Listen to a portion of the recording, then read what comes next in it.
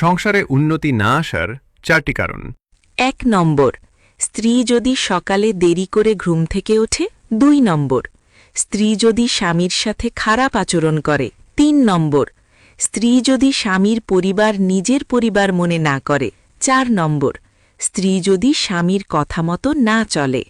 স্বপ্নে অচেনা কারোর সাথে বিয়ে হওয়া দেখলে কি বোঝায়? জীবনে নতুন অধ্যায় শুরু হওয়ার সংকেত। স্বপ্নে নিজের বিয়ে ভেঙে যাওয়া দেখলে কি বোঝায়?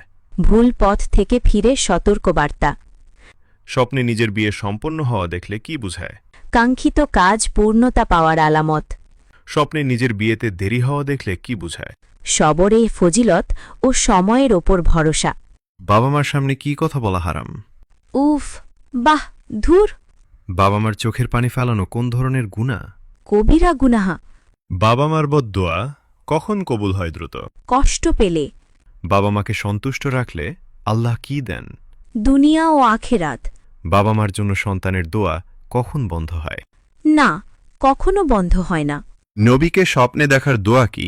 নবীকে স্বপ্নে দেখার দোয়া হল আল্লাহুম্মা সাল্লা ওয়াসাল্লিম আলা নবিয়্যিল উম্মি ওয়ালা আলিহি ওয়া আসহাবিহি। ভিডিওটি বেশি বেশি করে শেয়ার করে দিন। জোড়া কলা একসাথে খেলে কি যমজ সন্তান হয়? না, যমজ সন্তান হওয়া সম্পূর্ণ আল্লাহর দান। সন্তান হলে কি রিজেক কমে যায়? না, প্রতিটি সন্তান তার রিজিক নিয়ে আসে। সন্তান হওয়া আগে মানত করলে কি সন্তান নিশ্চিত হয়? না, মানত নয়, আল্লাহর রহমতেই সন্তান হয়। সন্তান দেরিতে হওয়া কি বদনজরের ফল? সন্তান দেরিতে হওয়ার আল্লাহর পরীক্ষা ও হিকমতের অংশ হতে পারে। সংসারের কাজে স্ত্রীকে সহযোগিতা করা কি পুরুষত্ব কমায়? না, বরং এতে মর্যাদা আরও বাড়ে। স্ত্রীর সাথে হাসি মুখে কথা বলা কি এবাদাত? হ্যাঁ, নেক নিয়তে হলে সওয়াবের কাজ। স্ত্রীর প্রতি কোমল হওয়া কি দুর্বল ইমানের লক্ষণ? না, এটি পূর্ণ ইমানের আলামত। স্ত্রীকে সম্মান করা কি স্বামীর কর্তৃত্ব কমায়? না, বরং এটা সংসার শান্তিতে ভরে ওঠে। হে আল্লাহ, আদম সন্তান সবাই গুনাহগার, আর তুমি মহান ক্ষমাশীল। তুমি ক্ষমা না করলে আমরা সবাই জাহান্নামে যাব। আমাদের ক্ষমা করো। কখন বিসমিল্লাহ বলা নিষিদ্ধ হয়ে যায়? হারাম বা গুনাহময় কাজে। খাবার খাওয়ার আগে বিসমিল্লাহ না বললে কি হবে? পাপ হয় না, তবে সওয়াব কমে যায়। যে কাজ অন্যের ক্ষতি করে সেখানে বিসমিল্লাহ বলা কি সঠিক? না, এটি পাপের মধ্যে হিসাব হয়। যে কাজের মধ্যে মিথ্যা বলা আছে সেখানে বিসমিল্লাহ বলা উচিত কি? না, মিথ্যা কাজে আল্লাহর নামে নেওয়া ঠিক না। যাত্রা শুরু করার আগে বিসমিল্লাহ বলা কতটা গুরুত্বপূর্ণ? বিপদ ও দুর্ঘটনা থেকে রক্ষা পাওয়ার জন্য।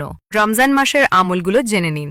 রমজানের প্রথম 10 দিন পড়বেন লা ইলাহা ইল্লাল্লাহু মুহাম্মাদুর রাসূলুল্লাহ 1000 বার।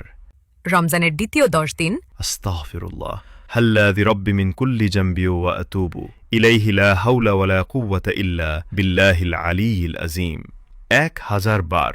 রমজানের তৃতীয় 10 দিন পড়বেন আল্লাহুম্মা ইন্নী আসআলুকা জান্নাতুল ফিরদৌস 1000 বার।